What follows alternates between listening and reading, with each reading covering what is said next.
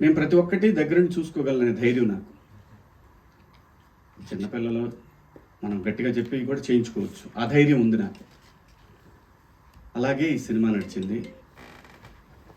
అలాగే cameraman, first ఒక cameraman ఉన్నాడు, కానీ మాకు కొంచెం గ్యాప్ వచ్చేసి ఆయన వెళ్ళిపోయిన తర్వాత మళ్ళీ తన ద్వారానే నేను ఏది కూడా ఎడిటర్ అయినా ఏ టెక్నీషియన్ అయినా తనకి నచ్చిన వాళ్ళనే నేను పెట్టాను.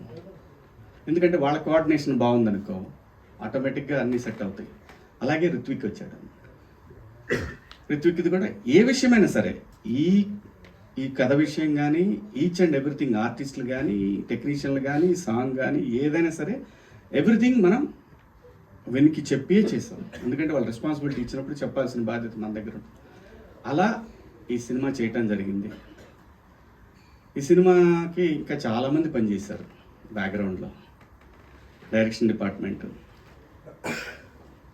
అలాగే డిఓపి, ఆర్ట్ వరల్డ్, ఆర్టిస్టులు. ఈ సినిమాలో మీరు చూస్తే, ఈ సినిమాలో నాకు కూడా తెలీదు అలా అలా అలా ఉంది సినిమా అనే విషయం నాకు తెలీదు.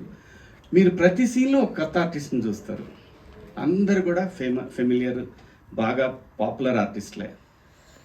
ఒక 30 మంది పైనే ఉంటారండి. చాలా బాగుంటుంది సినిమా. ఫ్యామిలీ అందరూ కూర్చొని సంక్రాంతి పండగకి ఎలాగైతే మనం ఒక సినిమా చూస్తామో అలా చూడగలిగినటువంటి ఒక సినిమా.